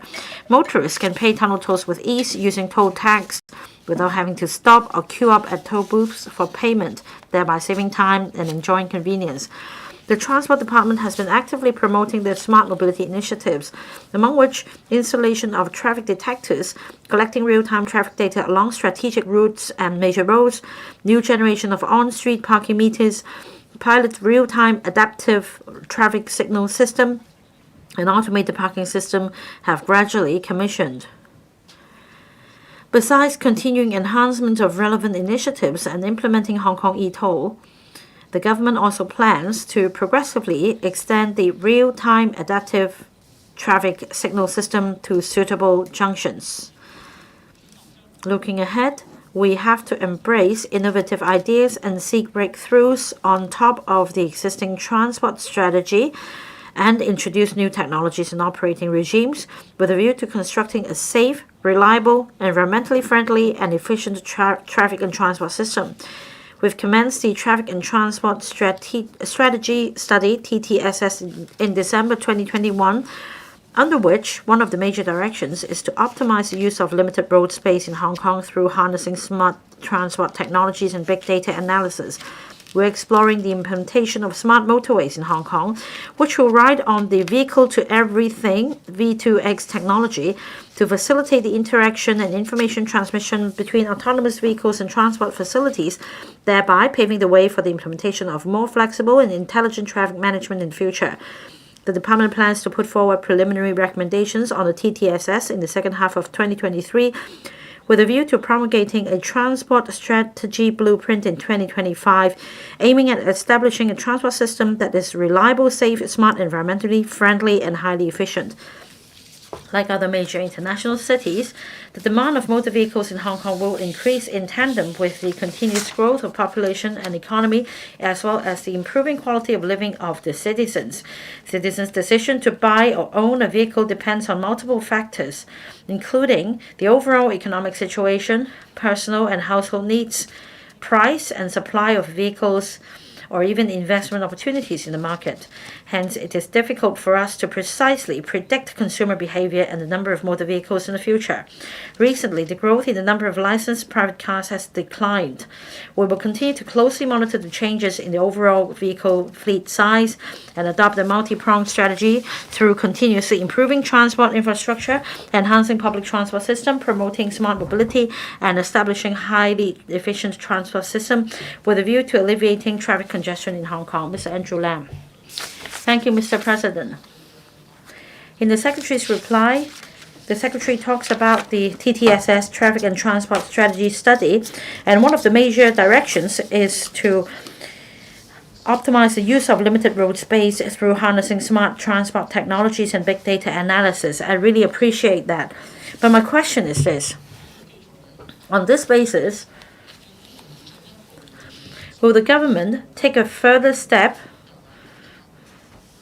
and consider introducing price difference on the use of roads so as to control the growth of private cars? Secretary. Thank you, Mr. President. My understanding of the price difference as referred to by Mr. Lam is this. In December, we put forward a proposal and discussed with the council about charging different levels of tolls at different time periods at different tunnels. And with this differentiation, we seek to suppress the number of vehicles using, say, the Cross Harbour Tunnel. And because of the price difference, the toll level difference at different periods of the day, we seek to encourage a change in the commuting pattern of drivers. And through introducing toll level difference, we control and manage the traffic. Mr. Lam Sen-Kao. Mr. Andrew Lam puts forward the question on alleviating traffic congestion. But I think that insufficient parking space is one of the major reasons. Whenever you go to the urban areas, Central, Causeway Bay, Tsim Sha Tsui, Sha Tin, or even Yuen Long, when you can't find a space to park your car, the driver would either circulate the parking lot in the vicinity or just park the cars illegally. And in urban areas, traffic congestion is often caused by double parking, even if you have 3 traffic lanes. For example, near Grand Hyatt, you see the whole lane being occupied by illegally parked cars and then traffic congestion along the other lane. And at the roundabout, if you increase the number of parking spaces, you will be able to alleviate traffic congestion in urban areas. I think this is one way of tackling traffic congestion, especially in urban areas. In August 2021, the Transport Department submitted a paper to LegCo, and it shows that between 2010 and 2020, private cars and lorries increased by 37%, but the number of parking spaces only increased by 8%. So the proportion or the ratio has dropped from 1.1 to 3 to 8 to 1 to 1. Well, please just put your question. My question is whether the government will change the existing planning standards and guidelines so as to provide more parking spaces in the urban areas to meet the demand. Secretary. Thank you, Mr. President, and thank you, member, for the questions. Now, in the city area or the downtown area, parking is the common problem facing many places. It is quite impossible to provide sufficient parking spaces in a commercial district, for example. And it is important to disseminate the correct information. As the member just mentioned, when a driver can't find a parking space, the driver would just drive around, and this is the cause of traffic congestion. So, the Transport Department has this app, the mobile application, that provides information about on-street parking. It shows the status of the parking spaces, as well as real-time information from different car parks for the benefit of drivers. Of course, there may be a change in the parking status after the driver has set off. But if you check the app and find that there is no space at all in the vicinity, you will have to go somewhere else. Now, on the issue of parking, as mentioned by the honorable member, recently, when circumstances permit, we have tried to increase parking facilities. For example, under the single-site multiple-use principle, if possible, we strive to provide more parking spaces in new government buildings. We also have an automated parking system. In other words, if we can make a better use of this system, then in the same space, more than one vehicle can be accommodated. So we encourage the use of automated parking. The other measure that we have is that we also encourage more the use of this system in new government buildings under construction. Now let me turn to enforcement. As far as the police is concerned, they have a set of streamlined enforcement procedures so as to take effective enforcement action on the scene. Mr. Chan Xiu-hong, according to the government's reply, the government has been harnessing technology to bring convenience to motorists and commuters. There are smart mobility initiatives such as pilot real-time adaptive traffic signal system and automated parking system. They are just pilots after all, and there is an expectation shortfall. My question is, why can't the government introduce the adaptive real-time traffic signal system currently being used by the mainland the technology of which is already mature, so that in urban areas we can address the issue of traffic congestion. Secretary, Mr. President, now as far as Hong Kong is concerned, traffic congestion is a bit more complicated than the same issue faced by other countries. Because after all, we are a small and densely populated place.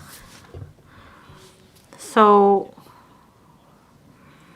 for example, some lanes may be blocked by traffic, and there may be interfacing problem with shop operators and pedestrians. These are real and live issues facing us. Now, under the pilot real-time adaptive traffic signal system, we have tried the use of the system at 5 junctions. And we are in the process of identifying suitable junctions where the system will be installed. We find it appropriate to extend the use of this system to other places. Say for Queen's Road East, let's take this as an example. You have the main line of traffic along the road, and you also have junctions with side streets. There are a lot of interactions. So from a traffic management perspective, we take a district-based approach or succinct or an area-based approach. We have a cluster of traffic lights managed altogether so as to allow traffic to run smoothly along all 8 junctions. There are other factors. There are, say, minibus stops and bus stops that may affect the effectiveness of the system. So even if the technology is mature in other places, it may not be appropriate to simply copy and use that system here. And in fact, we are trying this new technology, and afterwards we'll consolidate the experience and extend the use of this system to other suitable junctions. Mr. Gary Zhang, about Hong Kong e-toll, the free flow tolling system, may I know the progress? According to the government, starting this month, this new system will be introduced formally in Tsim Sha control area. But so far, we don't have a timetable. Is it still on schedule, or have you encountered any difficulties? Secretary. Thank you, Mr. President. Thank you, Mr. Zhang. For Hong Kong e-toll, we will stick to the schedule. In February, this will be introduced in Tsim Sha control area, to be followed by the implementation date to be set, and then in March it will be expanded to cover 2 other tunnels in Sha Tin. Our schedule remains the same. Well, at the initial stage, however, we did encounter some logistics issue and the trial runs of the system. We have overcome these hurdles. Mr. Lam Chun Sing. Mr. President, well, this year there may be an additional factor leading to a more serious traffic congestion problem. We have more tourists and more coaches in Hong Kong, To Kwa Wan, and the traditional areas frequented by tourists. Traffic congestion may become more serious. So will the government take preemptive action by, for example, providing more parking spaces for coaches so as to support the revival of the tourist industry in Hong Kong and mitigate the possible impact on transport and traffic in the areas? Yes, tourism is one of our pillar industries, and as far as traffic and transport are concerned, we should provide the best support we can for the development of the tourism industry. Now, in the past 3 years, because of COVID-19 we came to a standstill and we are on the path to normalcy, and the tourism industry, as I understand, is also making an effort. Say in Hong Kong, To Kwa Wan, as mentioned by the honorable member, he asked whether it is possible to provide more parking spaces for coaches, either in the area or in the areas concerned or in the vicinity. Say, for example, after dropping off tourists in To Kwa Wan, the driver may not be able to park his coach exactly on the same spot, but there may be other spaces available elsewhere. So it's all about communication, and we're working on it. Last question seeking an oral reply, Mr. Holden Chow.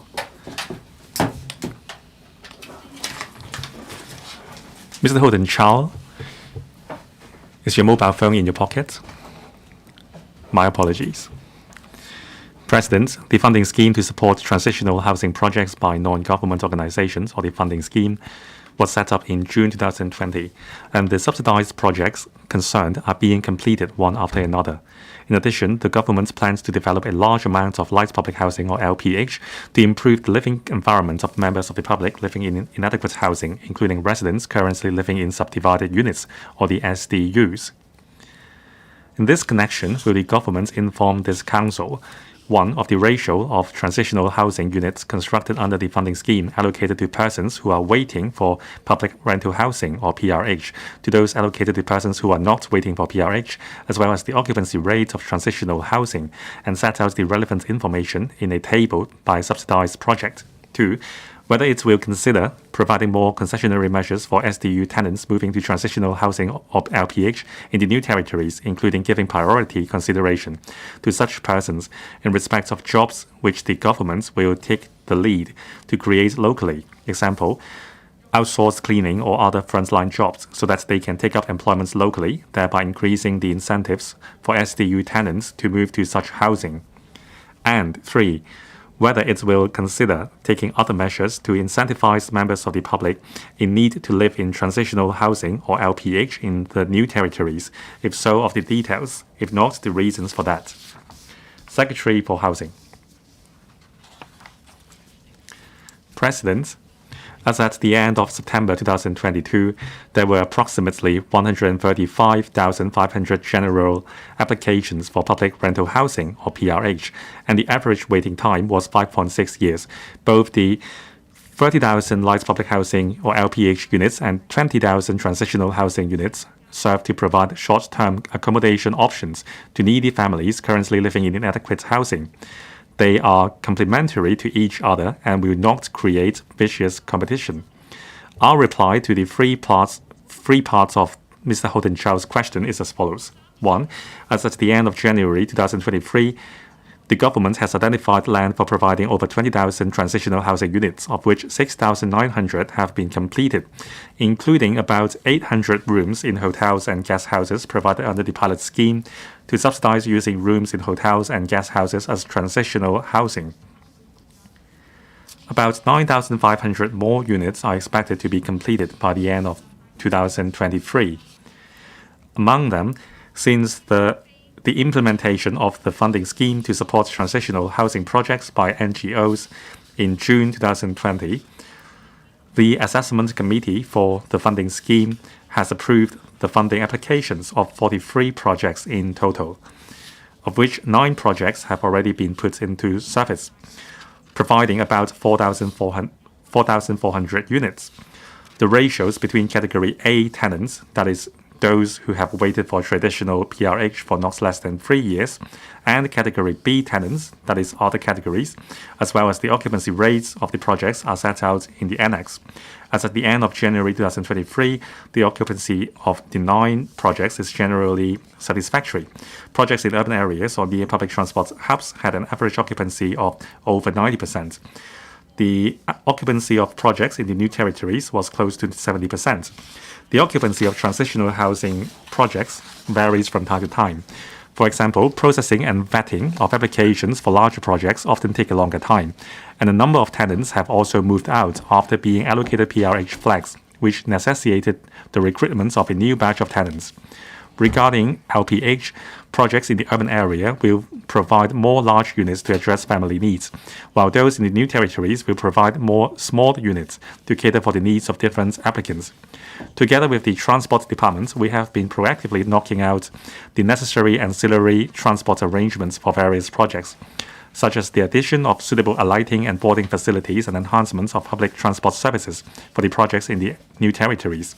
We also plan to invite the operating organizations to provide basic services for tenants as appropriate, such as retail shops, laundrettes, study rooms, as well as recreational and community services. LPH enables provision of a considerable number of larger and better equipped housing units with a more pleasant living environment as lower rents within a short period of time. We believe that LPH projects in different districts will be attractive to various types of applicants. We are aware of the vacancy of certain unit types in transitional housing projects in the more remote areas. According to the existing mechanism, if individual organizations encounter practical difficulties in recruiting tenants, they can submit the relevant data to us and apply for adjusting the tenants ratio. At present, approval has been given to 2 projects for adjusting their tenant ratios to 60% and 40%. Both the number of applicants and occupancy are rising steadily after the adjustment. To our understanding, individual NGOs have been providing employment assistance to their tenants, including placements in the vicinity of their residence. Some organizations even assist the children of families in need to enroll in local schools to make sure that all households are able to integrate into the new community. The Labour Department has also set up job centres in various districts to offer easy-to-use employment services to job seekers. Job seekers may apply for jobs through referrals by the job centres or the telephone employment service centre where appropriate. The LD also organizes different types of job fairs regularly to provide job seekers with more effective and convenient employment services. We will continue to encourage the NGOs to make use of the relevant services to provide assistance to transitional housing tenants, and will proactively consider requesting the LPH operating organizations to provide similar arrangements. Meanwhile, the Housing Bureau has further coordinated and stepped up the publicity on transitional housing, including providing a link on the webpage of the Housing Department and the Hong Kong Housing Authority for direct connection to the one-stop website on transitional housing. The 6 dedicated district service teams promoting the Ordinance on Tenancy Control of SDUs also introduced the transitional housing projects to the tenants of SDUs and arranged them to join guided tours to visit different transitional housing projects.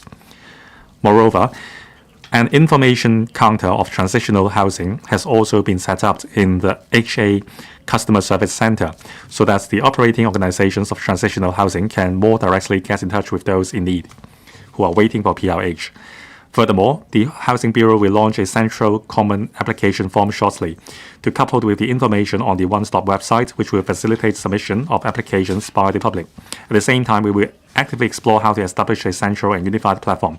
The HA will progressively distribute promotional leaflets on transitional housing to PRH applicants to facilitate them to learn about the latest information and application channels. Thank you, President. Mr. Holden Chow. President, light public housing is a measure to alleviate the inadequate housing situation of subdivided unit residents. For LPH in remote areas and in new territories, local employment opportunities are very important. Will the government consider creating frontline positions in new territories to recruit local residents of LPH or transitional housing units? This will address the employment problem in the Northwest as well as facilitating the development. Now, many government departments are moving to the new territories. Will the government consider my suggestion? Secretary, President, I think employment opportunities in the same district will be very attractive to future residents of transitional housing units or LPH units. As I said, we will share more information with the operating organizations, including the required manpower for capital works and also government projects, I believe it will help local residents to be employed. Mr. Michael Tian. Thank you, President. Secretary, this morning as the Public Works Subcommittee, I asked you about the 1,800 units in Yuen Long. It took 1 year to deliver those transitional housing units. They are to be offered to Category A tenants in the future, in the coming 3 years. You couldn't tell me how many targeted families will there be. You said 700. You couldn't answer me. Now I said 700. Now the actual number is 668. Now the ratio is only 37%. Now at Port Oil Estate, the ratio is also 37%. It means that the 2 transitional housing projects in new territories only have lower than 40% occupancy rate after a year. Now you are asking for $14.9 billion to deliver 4,000 units in Yuen Long and Tuen Mun. You are further increasing the supply in new territories. I understand if you make a mistake once, but why make another mistake? As I mentioned this morning, why don't you withdraw the 4,000 transitional housing units in new territories and only provide the transitional housing units in urban area and lower the production cost from $14.9 billion to $11.5 billion. Otherwise, it would be a waste of public money. Thank you, Mr. Michael Tian. You are right. These are the figures on the annex. At Tong Sam Chun, there are 668 applications for Category A tenants. At Kong Hawaii, there are 290 Category A applications. But this is just the situation at present. Transitional housing projects in new territories are only newly completed. Now, for the Tong Sam Chun project, it has been completed for a longer time. However, not many people are aware of the project, and it seems that the location is more remote. The Housing Bureau has been in coordination with the Transport Department to enhance transportation connections with the area. Now, with more people knowing about the possibilities, employment opportunities in the area, the occupancy rates will increase. Now, as the Tong Sam Chun project, the occupancy rate was once as high as 80%. Now it has come down to 70% because some residents have been offered a PRH unit. We should be happy for them. Now, I would take into account members' views in terms of transitional housing units and also LPH units. We will step up publicity to make them to allow more people to know about them. With better publicity and with better supporting services, I believe that more NGOs and more community organizations will be able to help residents to apply, to make application for a transitional housing or LPH unit. And we will deploy our resources as necessary. What question has not been answered? I want to ask the Secretary, will the government consider cancelling the 4,000 transitional housing units in new territories? Secretary. President, in terms of LPH, we think the identified sites are very suitable. There are some 3,000 units in Yuen Long and Shangshui. Now for Tuen Mun, it is a mature new town. Some sites are even very near to light rail stations with bus services. So I think the sites are very suitable. And we will deliver LPH units not just in the urban area, but also in the new territories. There are subdivided units in new territories as well. There are even very poor SDUs in Tuen Mun and Yuen Long. So I think we have to offer the residents in new territories with this opportunity. Ms. Carmen Can. Thank you, President. Mr. Chow's question raised the issue on how the government estimates the supply and demand of LPH units. Now, in the main reply, the Secretary mentioned that there will be a central common application form. I think this is a good idea. I wonder how the government can make this happen quicker and also let the public know about the demand. What kind of housing units and what locations are the most attractive for the applicants? Thank you, President. Drawing on the experience of transitional housing projects, we are improving our arrangements, including launching a central common application form and also inviting the housing authority to give out information pamphlets to applicants who have been waiting for a PRH for more than 3 years. This morning, concerning LPH, there have been very constructive suggestions this morning as the PWSC meeting. Can we start accepting applications sooner and get the profile of the applicants sooner? We will consider these suggestions. Mr. Vincent Zhang, President, I have been to Tung Sam Chun many times. I think it is a very successful project. The organization is very diligent. They do a very good job in terms of gatekeeping and allow the suitable tenants to come in. Now, in terms of supporting services and also improving the arrangements, the Bureau promises to launch a central common application form. So I think this shouldn't be just a platform to disseminate information. It should be able to tell tenants what kind of help they will get when they move in. Secretary. Thank you, Mr. Zhang.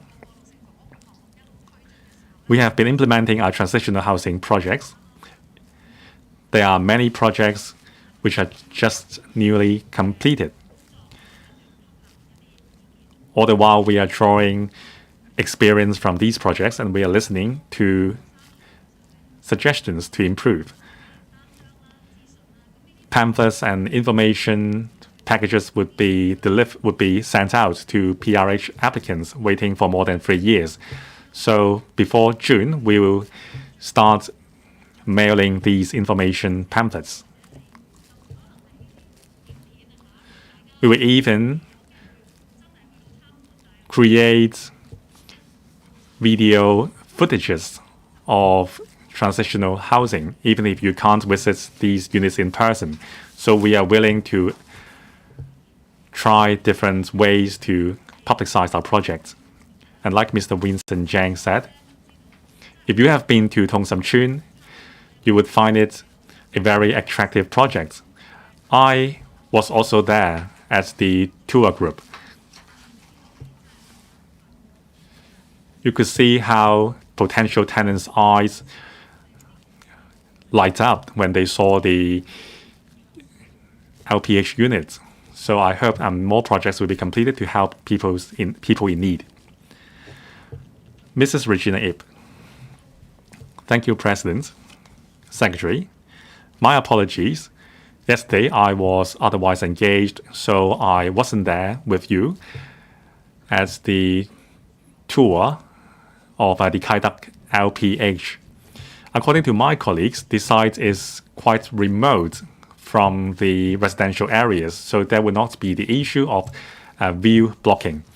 But there are concerns that with more tenants moving in, there will be more pressure as the transportation network as well as supermarkets and other facilities. So I think the government should not criticize these people of stirring conflicts. And how will the government improve the existing facilities? Secretary. Thank you, Mrs. Ip. Now about the Kai Tak site. Within the Kai Tak development area, it is near to the developed area. There is it is near the Prince Edward Road and also the sports area. And there are also other parcels of land waiting to be tendered. And also there is a large park near the transportation hub. The park will be commissioned in year 2023 and 24. So I think the site is suitably situated. So this morning, members have raised questions about the development timetable of other facilities in Kai Tak. We should let the members of the public know that the vision of CBD2 remains unchanged. I reiterate here that after 5 years' time, when the LPH project has completed its historic commission, the parcel of land will be returned to developers for its original intention. This morning, there was a parcel called the 1J3 site intended for cultural and recreational purposes with swimming pools and libraries.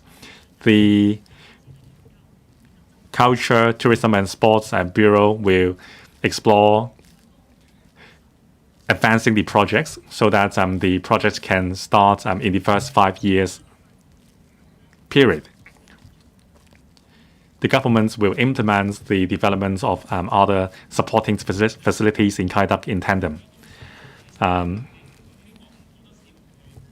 Scottler, well, to encourage tenants to move to new territories, you have to give them assurance that there will be opportunities in terms of education and job. Now, for LPH units in Tuen Mun and Tien Shui Wai, they may have to get a job on the other side of new territories. It would undermine the confidence of these tenants in terms of job security. So can the government ensure that future LPH tenants will get an allocation of PRH units nearby? In terms of the long-term allocation of PRH units, there are many considerations. For tenants who are residing in LPH units or transitional housing units, well, of course, there is flexibility in terms of future allocation of PRH units. With more developments in the new territories, Northwest, there will be more and more public housing units completed in the north. There will be 9,000 public housing units delivered after the completion of the Queen's Hill project and another project. There will be a lot of job opportunities after the completion of the public housing estates. Say for example, gardeners and also tree artists, and also there will be the new wet markets completed, and there will be new jobs. I was approached by a member of the public. He told me that he doesn't mind moving to the northern metropolis because he sees that there will be a lot of developments there in the future. In the past, we would be worried about we would be worrying about Sha Tin, but now we don't worry anymore. Thank you. Members' motion on the period for amending the subsidiary legislation. A proposed resolution under the Interpretation General Clause Ordinance to extend the period for amending the Medical Registration Ordinance Amendment of Schedule 1A Number 3 Notice 2022, which was laid on the table of this Council on the 11th of January 2023. I now call upon the Honourable Tommy Cheung to move the motion. President, I move that the motion as printed on the agenda be passed. I propose the question to you that the Honourable Tommy Cheung's motion be passed. Will those in favour please raise their hands? Those against? I think the question is agreed by a majority of each of the two groups of members present. I declare the motion passed. Members' motion with no legislative effect. The Honourable Lillian Kwok will move a motion and approve